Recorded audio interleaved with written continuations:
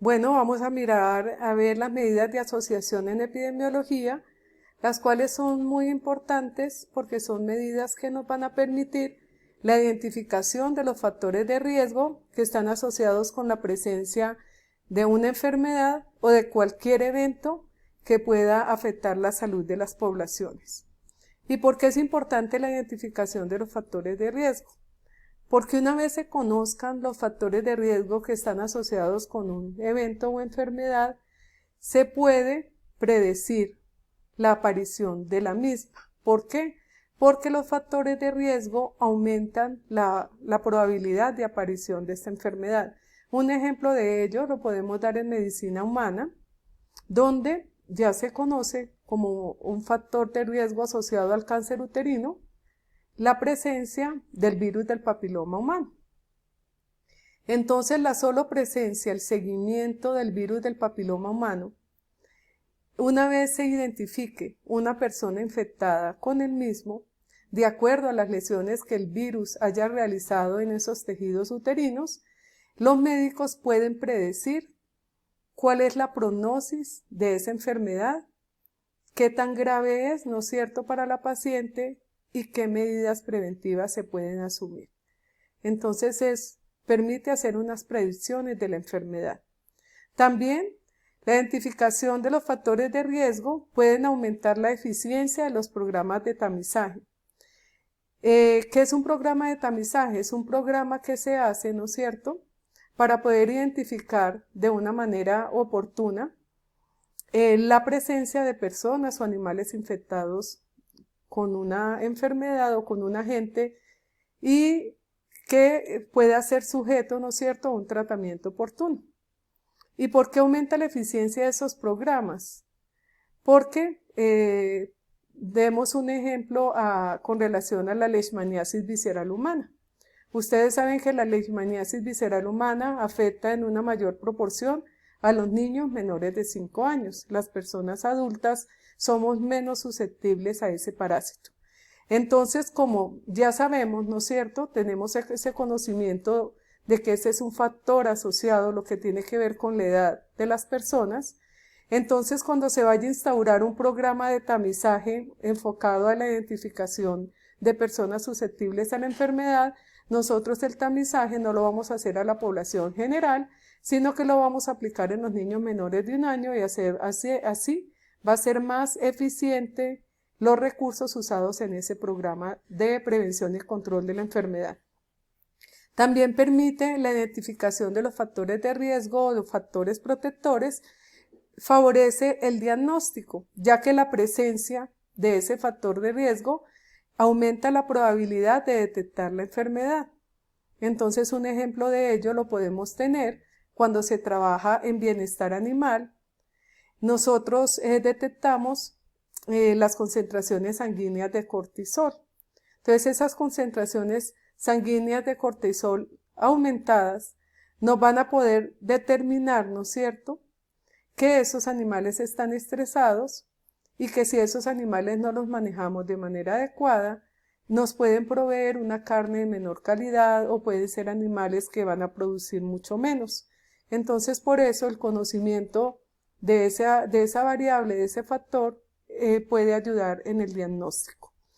También la identificación de los factores de riesgo es una herramienta fundamental para que los programas de prevención sean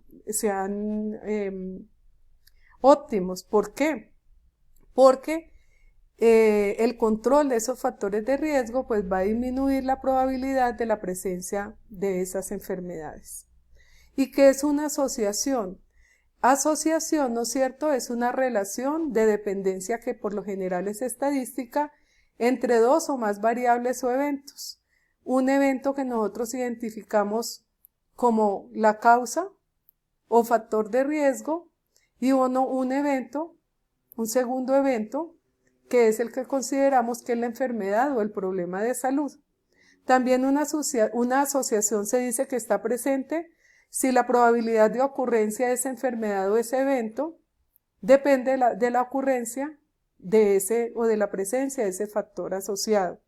Y que también el cambio de uno de esos factores está acompañando el cambio del otro factor. Vamos a dar un ejemplo aquí. En el manejo presacrificio. ¿Qué es el manejo presacrificio? Es el manejo que se le da a los animales de abasto público o animales de consumo humano, desde el momento en que son separados en las granjas para ser transportados y para ser llevados a la planta para su sacrificio. Y entonces existen unos factores, ¿no es cierto?, en ese presacrificio que pueden aumentar o disminuir la probabilidad de que los animales mueran durante el viaje o que presenten estrés fisiológico. porque son importantes esos factores? La mortalidad, porque va a traer pérdidas para el productor y porque es un indicativo, ¿no es cierto?, la presencia de un animal muerto durante el viaje me va a indicar que las condiciones de bienestar animal durante el transporte o durante el manejo presacrificio fueron deficientes, o del estrés fisiológico, porque recuerden que el estrés fisiológico está asociado también con la calidad de la carne. Entonces en este caso no solamente se va a afectar el productor, el vendedor de la carne, ¿no es cierto?, el distribuidor, sino también el consumidor. Y dentro de eso existen muchas variables que pueden afectar, como las condiciones del viaje, las características de los vehículos donde se transporten los animales, la interacción humano-animal durante el manejo. Si esa interacción es positiva, negativa o neutral, pues va a afectar, ¿no es cierto? Son factores que aumentan la mortalidad o el estrés, y también el manejo de la planta. Entonces su estudio, saber si están asociados o no, nos va a permitir identificar cuáles son las variables a intervenir en las cadenas cárnicas, bovina, porcina, aviar, y de esa forma hacer más eficiente el manejo de los animales e instaurar programas que favorezcan el bienestar de los mismos. ¿Cuál es el objetivo entonces de establecer asociación? Pues la identificación de los factores de riesgo protectores. ¿Con la finalidad de qué? Pues de poder fortalecer los programas de prevención y control de las mismas.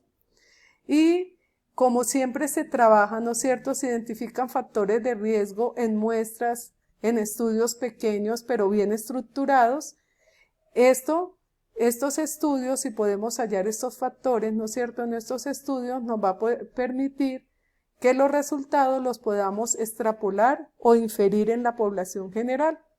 Y de esa forma, ¿no es cierto?, estimar la probabilidad de ocurrencia de una enfermedad para hacer un seguimiento, para hacer una evaluación que nos permita conocer el estado de salud de las poblaciones. Pero para explorar la asociación entre un factor de riesgo protector y la enfermedad, tenemos que contar con dos tipos de poblaciones. Una población que nosotros denominamos población expuesta y otro grupo que es población no expuesta. ¿A qué hace referencia la población expuesta? Es aquella en la cual está presente el factor de riesgo o factor protector que nosotros estamos evaluando, y la población no expuesta es aquella en la que ese factor no está presente. Y miramos, ¿no es cierto?, a través del tiempo, de diferentes estrategias, qué tan frecuente es la aparición de la enfermedad. Pero el hecho de que yo encuentre asociación no implica que esa relación entre esas variables sea causal. ¿Y cómo hago yo para poder medir asociación? Necesito tener unas medidas de la fuerza de asociación y unas pruebas de significancia estadística, que son las que vamos a ver en forma general en esta clase. Entonces aquí, para poner un ejemplo, veníamos hablando de la mortalidad. Nosotros podíamos, dentro de las variables que vimos que se han identificado que son factores asociados a la mortalidad durante el viaje, están las condiciones del viaje, pero estas condiciones del viaje se pueden evaluar con diferentes variables independientes, como el tipo de camión, ¿no es cierto? Si es un camión de 1 o 2 pisos, va a ser mayor o menor la probabilidad de que los animales mueran. La densidad de carga del camión, es decir, qué tantos animales tengo yo por metro cuadrado de superficie. El microclima, el clima interno, el microclima de este camión, la velocidad con la que yo lleve los animales, las características de conducción del transportador también, de ese conductor. ¿Por qué? porque si tiene unas características, un manejo brusco, estos animales se van a ver afectados y se van a estresar. La temperatura ambiental es muy diferente cuando se transportan animales en las primeras horas del día, así yo las voy a transportar al mediodía, donde las temperaturas son más altas.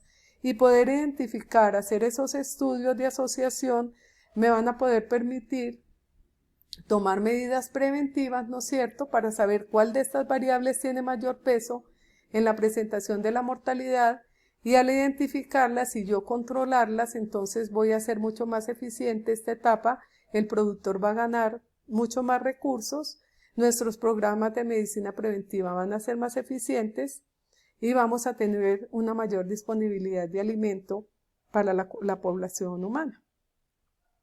¿Cuáles son esas medidas de la fuerza de asociación?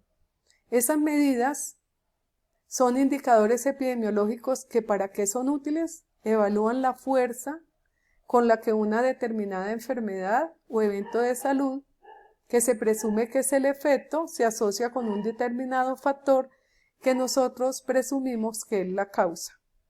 Dentro de eso, para eso tenemos que tener las dos poblaciones que ya les dije, y llevar la información a una tabla de 2×2 o tabla tetracórica. Esta tabla de 2×2, les he puesto aquí el ejemplo, sigamos con la capacidad de carga del camión. Y aquí vamos a tener, ¿no es cierto?, la exposición hacia la enfermedad. Vamos a tener un grupo expuesto, un grupo no expuesto. ¿Cuál sería el grupo expuesto? Pues el grupo, ¿no es cierto?, que va a una alta densidad de carga, y el grupo no expuesto es aquel donde la densidad de carga es apropiada. Y vamos a mirar en esta columna la enfermedad o muerte, en este caso la muerte, si está presente o si está ausente. ¿Dónde a quiénes son? Pues son los animales, en este caso los cerdos, que venían a altas densidades de carga y que murieron durante el viaje. ¿B quiénes? Pues son también los animales que venían a altas densidades pero que no murieron. C corresponde a los animales que venían a densidades apropiadas y que murieron.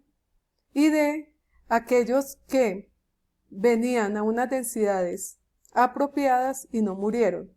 En donde A más B va a ser igual a ¿qué?